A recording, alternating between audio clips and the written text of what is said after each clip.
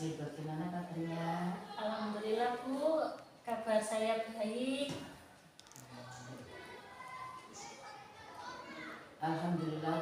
Wah, ada keperluan apa nih Bu? Nggih Bu, begini. Kebetulan saya ini ada tugas untuk wawancara dengan kepala sekolah terkait praktik pengambilan keputusan. Nah, Bu, bolehkah saya ini mengajukan beberapa pertanyaan kepada panjenengan Bu? Tentu bisa Bu, dengan senang hati, silakan. Oke, terima kasih ya. Sebelumnya terima kasih Bu Fudon ya. Jadi begini Bu, selama menjadi kepala sekolah ini, adakah suatu masalah yang Bu Fudo hadapi di mana masalah itu menimbulkan dilema dalam penyelesaiannya? Jadi mungkin Bu Fudo boleh menceritakannya. Sebenarnya ada banyak masalah yang terjadi Bu, tapi di waktu terdekat kemarin tepatnya waktu kegiatan PPDB, jumlah peserta didik baru yang mendaftar ini cenderung naik Bu. Naiknya jumlah siswa baru ini memunculkan masalah baru, yaitu jumlah pendidik yang masih kurang, di mana idealnya satu guru mengampung 15 anak, sedangkan jumlah murid 68 dan jumlah guru yang aktif sebanyak 3 orang. Saya bimbang apakah harus menambah jumlah guru dengan risiko penambahan beban anggaran sekolah, sedangkan kita sendiri belum tahu apakah di tahun ajaran mendatang jumlahnya siswa baru akan tetap naik atau malah turun. Oh begitu Bu, jadi permasalahannya ada di penambahan jumlah guru dengan kapasitas murid yang begitu banyak. Nah, lalu dengan masalah itu, keputusan yang Ibu ambil pada saat itu bagaimana? Ya, pada saat itu saya bersama stakeholder di yayasan memutuskan untuk mempertahankan jumlah GTT dan di TK, tapi dengan konsekuensi saya sebagai kepala sekolah harus ikut aktif dalam kegiatan pembelajaran tersebut. Wah, itu kebijakan yang sangat solutif sekali Bu ya. Jadi begini Bu, dari materi pada modul yang saya pelajari saat ini Bu, ada 2 jenis dilema, yaitu dilema etika yang merupakan dilema kebenaran lawan kebenaran, dan bujukan moral yang merupakan kebenaran lawan kesalahan. Nah, menurut Bu Fudo nih, bagaimana Ibu mengidentifikasi kasus yang muncul di lembaga TK ini Bu? Untuk menurut saya, kalau saya simpel saja Bu, jika kasusnya berhubungan dengan ranah hukum berarti itu bujukan moral, tapi jika tidak berhubungan dengan hukum berarti itu adalah dilema etika.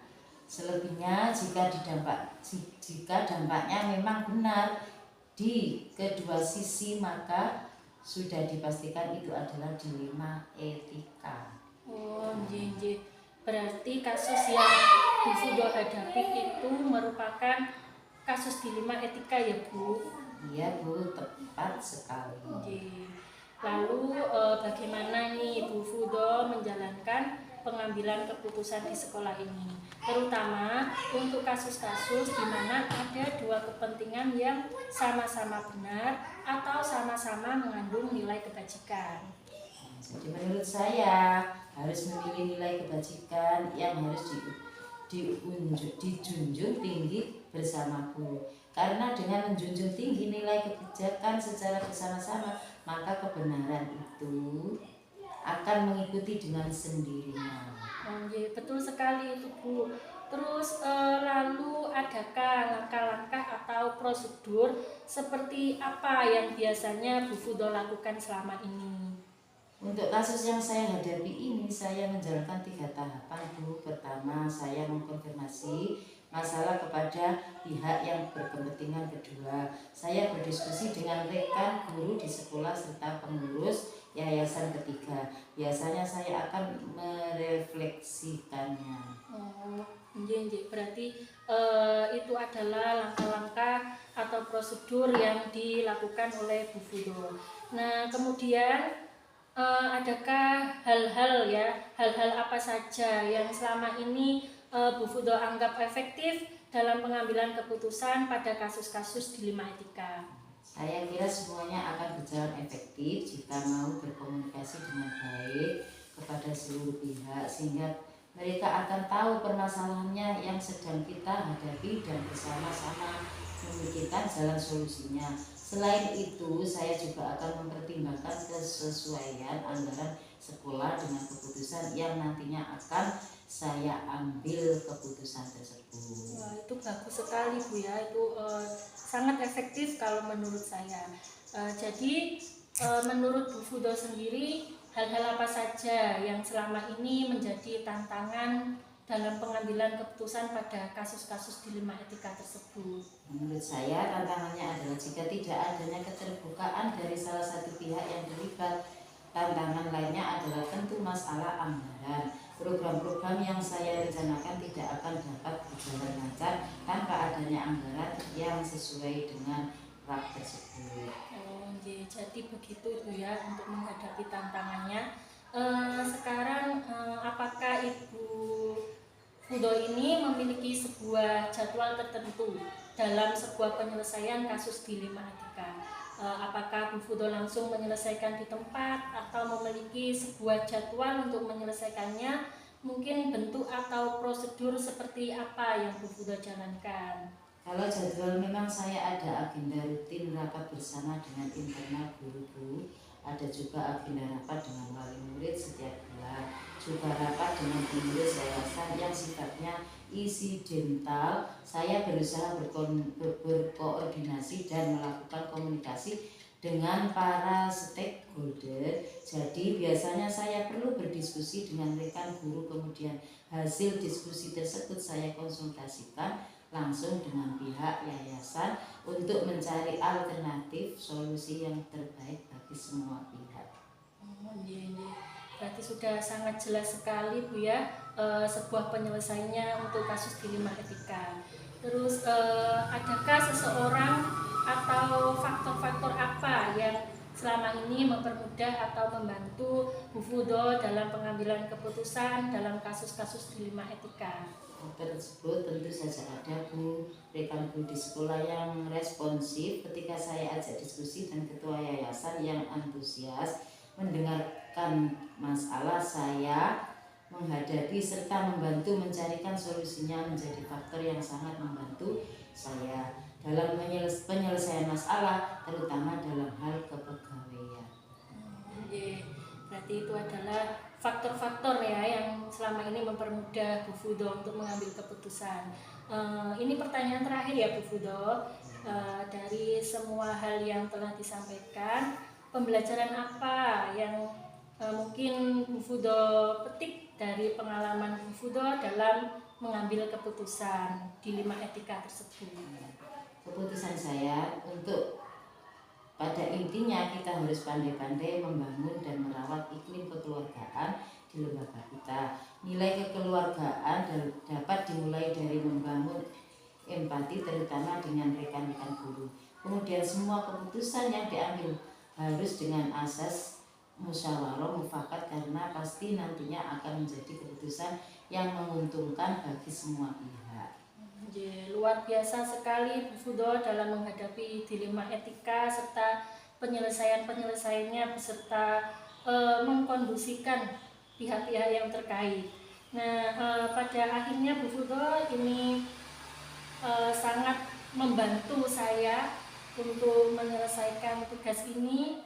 Saya ucapkan banyak terima kasih pada Bu Fudo atas segala waktu dan pengalamannya yang menjadi pelajaran juga bagi saya. Semoga percakapan kita ini membawa manfaat ya Bu, bisa memberikan pengalaman pembelajaran yang baik bagi kita semua. Sama-sama Bu Vika, semoga kita semua ke depannya besok kita membawa manfaat juga. Amin, amin.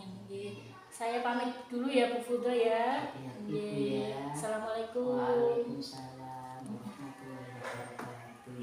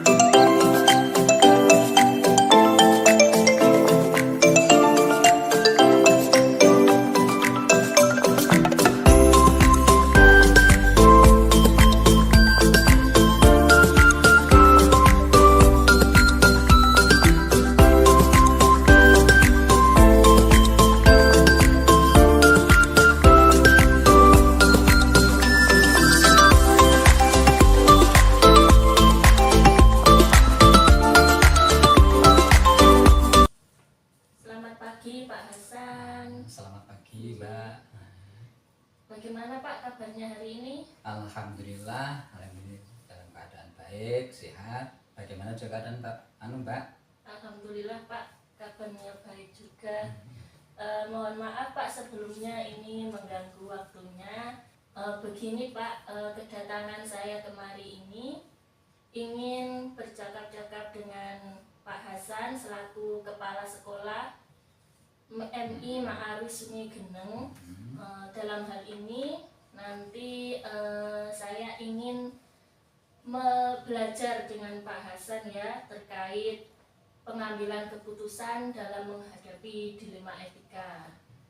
Jadi sebelumnya Pak saya sampaikan terkait dilema etika ini adalah suatu keputusan yang diambil di antara dua nilai kebajikan, yaitu benar dengan benar. Nah ini bagaimana cara Pak Hasan selaku kepala sekolah madrasah ini menghadapi situasi yang seperti itu pengambilan keputusannya.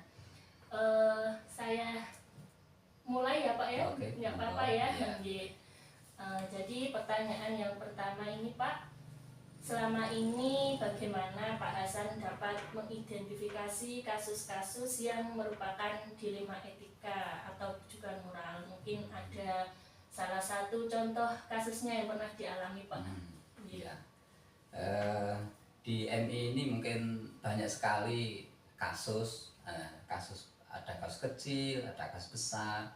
Cuma dalam mengidentifikasi dari berbagai kasus itu yang pernah saya alami, karena memang saya kepala baru. Mungkin juga pengalaman dari ketika menjadi kesiswaan, adalah kasus perundungan yang sifatnya sosial berkelompok.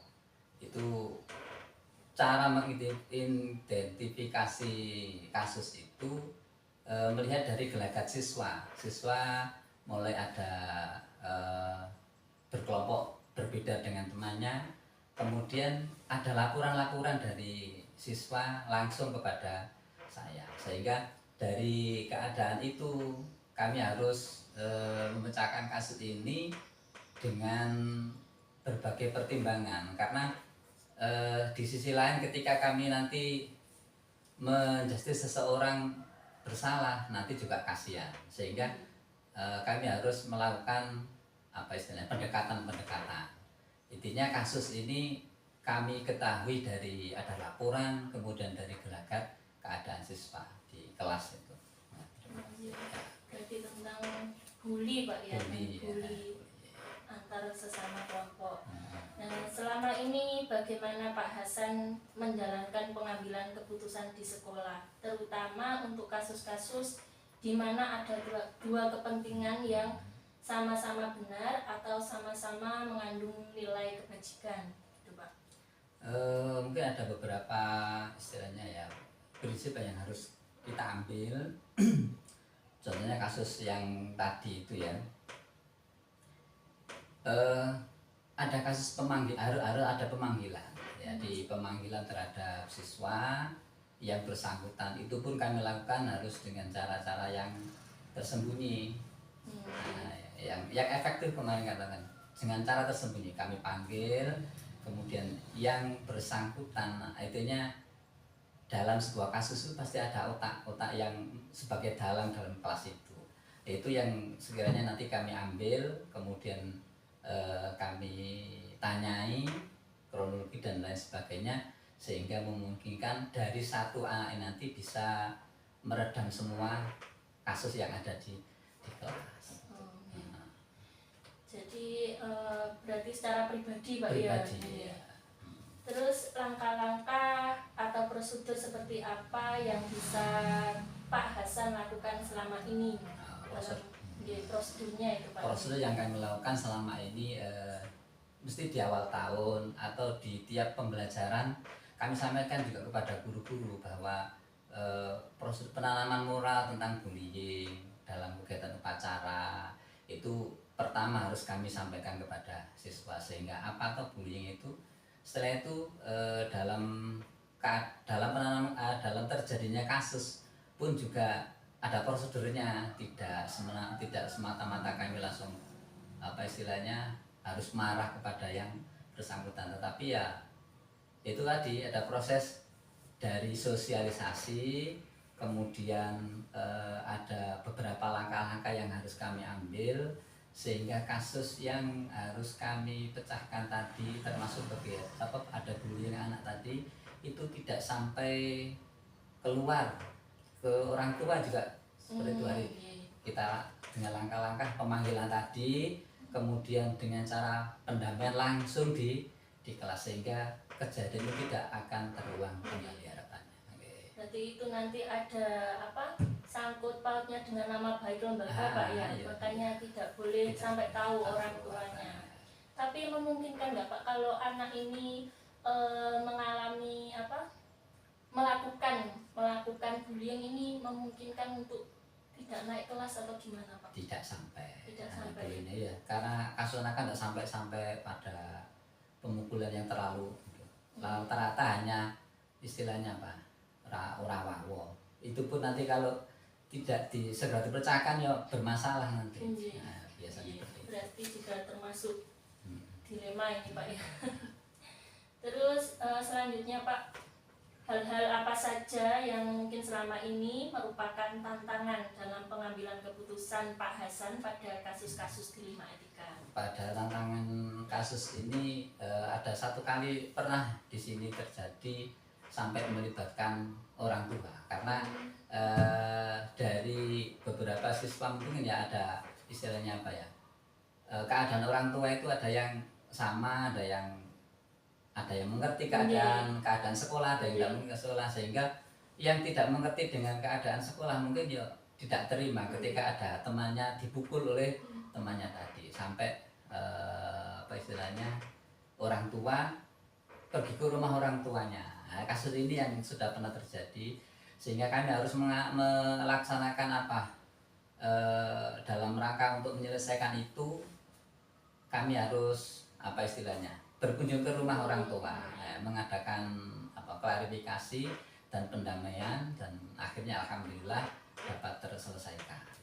Berarti tantangannya itu tadi dari kesadaran orang tuanya. Kesadaran orang tua, ya kesadaran orang tua. Kalau beliau memiliki kesadaran, mungkin bisa menerimanya.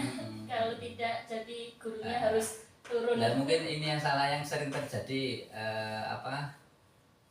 makanya sering saya sosialiskan kepada orang tua baik di awal-awal penerimaan murid baru itu, bahwa ketika ada anak putra jenengan itu yang dipukul, mohon klarifikasi ke wali kelas sehingga tidak terjadi masalah. Iya, luar biasa sekali Pak Hasan. Selanjutnya ini Pak, apakah Pak Hasan memiliki sebuah jadwal tertentu dalam sebuah penyelesaian kasus dilema? Mungkin Pak Hasan menyelesaikan di tempat atau memiliki sebuah jadwal untuk menyelesaikannya. Bentuk atau prosedurnya itu seperti apa Pak? Untuk penyelesaian kasus yang misalnya seperti bullying tadi, dilihat dari jenis kasusnya. Seperti yang tadi saya ceritakan, kalau sudah membesar sampai keluar ya tentunya harus ada jadwal dan lobby-lobby dan membutuhkan beberapa pihak untuk itu.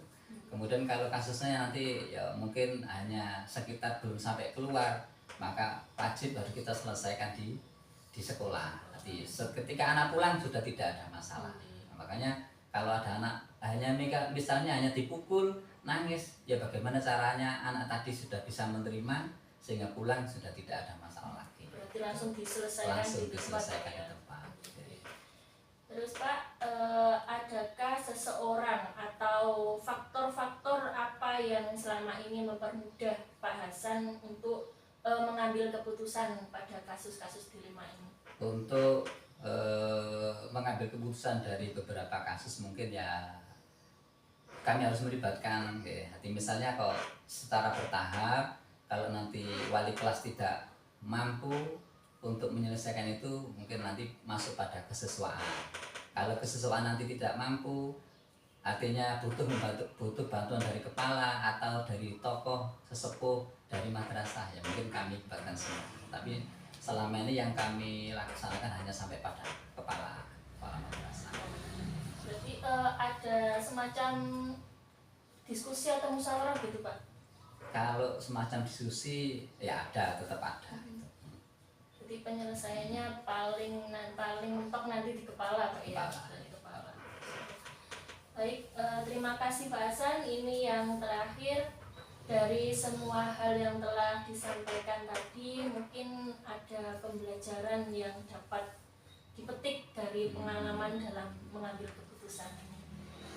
Dari berbagai permasalahan yang muncul di sekolah ini, mungkin banyak sekali hal yang harus kita ambil, termasuk hal-hal yang nanti hubungannya apa istilahnya tidak menyakiti kepribadian siswa. Jadi intinya dalam semua kebijakan itu harus adil, kemudian tidak menyakiti siswa dan tidak sampai tidak sampai menyakiti siswa. Jadi itu dari pembelajaran yang kami ambil, pokoknya setiap permasalahan bagaimana siswa nanti tidak terasa tersakiti, tapi yang tidak mendapat keadilan dari kenakalan siswa tadi pun juga merasa mendapat keadilan. Jadi sama-sama diperhatikan dan yang satunya sama-sama dihukum tapi tidak merasa tersakiti.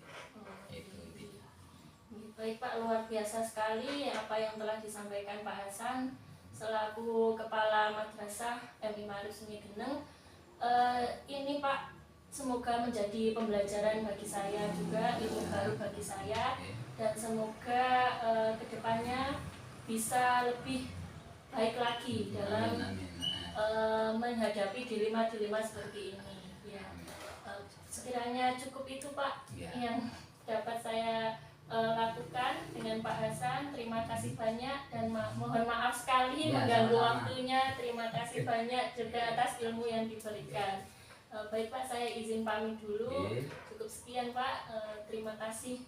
Assalamualaikum. Waalaikumsalam warahmatullahi wabarakatuh.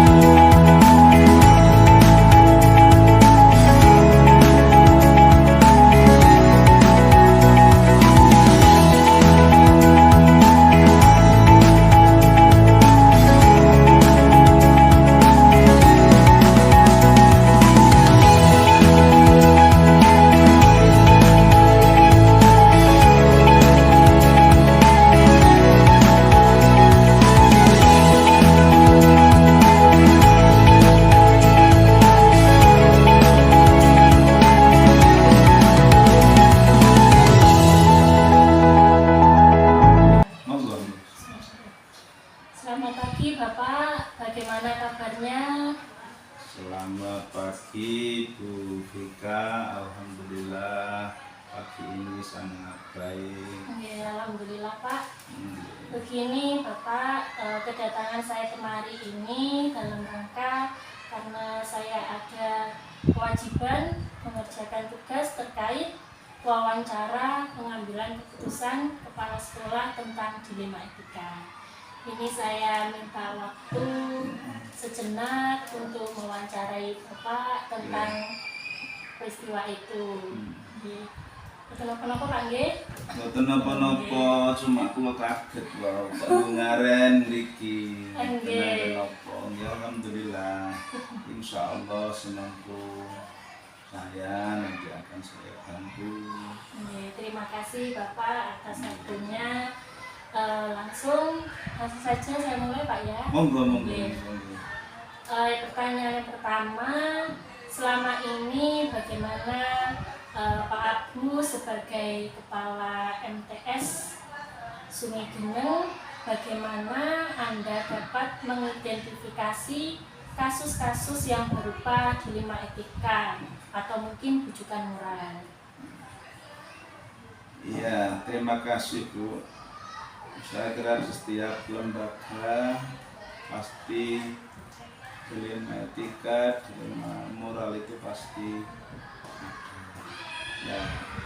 Di MTS ini Bu, saya berusaha setiap ada dilema bagi Bu etika atau moral, saya komunikasikan dengan BKM yang ada, membantu kepala sekolah dan ke ketua yayasan sehingga nanti dapat solusi yang terbaik. Terima kasih Bapak. Ya. Berarti Bapak sudah mengidentifikasi kasus yang ada di lembaga dan melibatkan pihak-pihak terkait. Terus selanjutnya selama ini bagaimana Bapak sebagai kepala sekolah menjalankan pengambilan keputusan di sekolah, terutama untuk kasus-kasus di mana ada dua kepentingan yang sama-sama benar atau sama-sama mengandung nilai kebajikan. Jadi dua-duanya ini sama-sama memiliki nilai yang baik gitu Pak, dan menimbulkan dilema begitu. Mungkin ada keputusannya bagaimana, ada contoh kasusnya juga. Terima kasih Bu. Di MTS Ma'arif Sungai Geneng ini dilema itu banyak sekali, tapi mungkin yang Salah satu terdekat ya yang bisa saya sampaikan dilemanya, kemudian nanti solusinya. Ya, kita tahu bahwa akhir-akhir ini di setiap lembaga, bukan hanya di MTS ya, PPDB kita berusaha maksimal untuk mencari peserta didik baru dengan berbagai upaya, karena bagaimanapun visi kita baik, tapi kalau kita nggak dapat murid itu juga dilema bagi kita.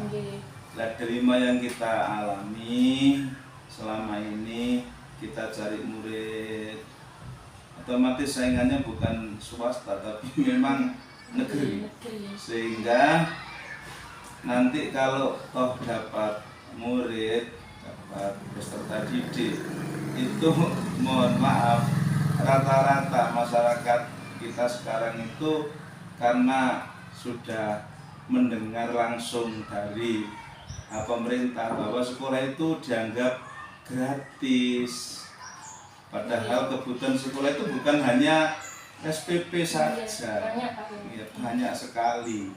Maka di situ ketika kemudian sudah dapat murid, maka orang tua itu rata-rata minta gratis, minta keringanan dan lain sebagainya. Sementara murid kita itu sedikit, tentu imkannya juga sedikit. Nah, kebutuhannya banyak. Maka ketika dilema seperti itu yang terjadi karena kita butuh ya, kemudian yang situ juga butuh, maka kita berusaha untuk mencarikan solusi dengan cara, kalau itu betul-betul anak yang tidak mampu atau bahkan yatim, maka kita mencari orang tua angkat untuk membiayai selama KBM 1 tahun, sehingga sekolah juga tidak keberatan, kemudian wali murid juga tidak keberatan, semua siswa, kemudian siswa bisa belajar dengan baik sampai tuntas di sini. Itu biasanya seperti itu Bu, di sini. Iya, sangat bagus sekali Pak. Solusinya itu Iya. dengan melibatkan semua Iya. pihak, baik dari wali murid atau Iya. guru. Nah, ini sudah terjawab Pak. Pertanyaan selanjutnya terkait langkah-langkah prosedur Iya. seperti apa yang biasa Bapak lakukan tadi sudah terjawab Iya. langsung ya, Iya. tentang menghubungi wali murid, bekerja Iya. sama dengan guru-guru yang ada. Nah, selanjutnya ini Pak, yang selama ini Bapak anggap efektif dalam pengambilan keputusan pada kasus-kasus dilema yang seringkali Pak Abu anggap efektif itu pengambilan keputusan. Ini Bu Vika ya, di sekolah itu kita tidak sendiri. Memang lokomotif kepala sekolah yang bertanggung jawab. Tapi kepala sekolah sebagai manajerial ini harus bisa menjalankan fungsinya. Nah, kita di sekolah ini tidak hanya satu unsur, maka kita punya moto biasanya itu bersama kita bisa, bersama kita bisa. Maka ya bersama kita bisa. Maka langkah-langkah itu tetap kita komunikasikan paling enggak dengan kepala sekolah, dengan rapat bersama. Ini nanti solusinya bagaimana. Selama ini yang kita tempuh adalah rapat bersama, kemudian nanti akan muncul solusi seperti itu. Biasanya seperti itu. Berarti dengan musyawarah Musyawarah, dengan bersama-sama. beberapa unsur di lembaga. Iya. Ya, itu tadi yang dirasa paling efektif Pak ya. Efektif ya. Terus adakah tantangannya Pak yang selama ini dirasa dalam pengambilan keputusan itu Pak Abu itu merasa ada tantangan gitu dalam pengambilan keputusan? Iya, setiap kita mengambil keputusan pasti di sana ada tantangan bagi kita. Tapi sebuah tantangan itu kalau kita selaku kepala sekolah berani melakukan sesuatu dengan keterbukaan. Jadi kita terbuka, semua sudah dikumpulkan, sudah disampaikan, dan yang kita lakukan adalah hasil kesepakatan rapat. Maka tantangan-tantangan itu ya sudah kita anggap itu apa ya, kerikil-kerikil kita untuk berjuang pasti ada, dan itu adalah penyemangat kita. Jadi kita yang paling pokok itu adalah keterbukaan dalam mengambil sebuah keputusan. Ya. Berarti keterbukaan ini untuk menghadapi tantangan-tantangan ini Pak ya. Terus terkait dengan dilema tadi Pak, ada apa? Murid yang minta keringanan, terus orang tuanya juga minta keringanan, itu di sisi lain beliau butuh, kita juga butuh Pak ya. Nah, untuk penyelesaian masalah itu tadi Pak Abu itu membuat jadwal khusus atau penyelesaian pengambilan keputusannya langsung di tempat itu Pak? Terima kasih. Jadi kalau jadwal khusus itu enggak ya. Kita kalau hal seperti itu, dilema seperti itu kita hadapi ketika di awal tahun, insya Allah sudah selesai. Ketika kita rapat awal tahun itu kan sudah disampaikan bersama.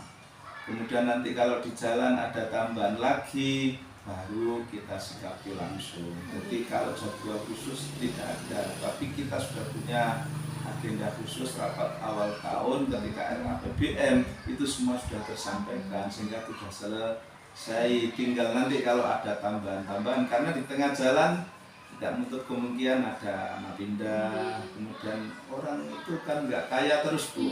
Kadang-kadang di pertengahan jalan minta keringanan karena mungkin orang tuanya sakit atau apa ya, kemudian kita kumpul lagi, kita cari solusi lagi. Jadi tidak ada waktu yang khusus, tapi insya Allah setiap ada problem masalah dilema seperti itu langsung kita rapatkan bersama sehingga tetap selesai.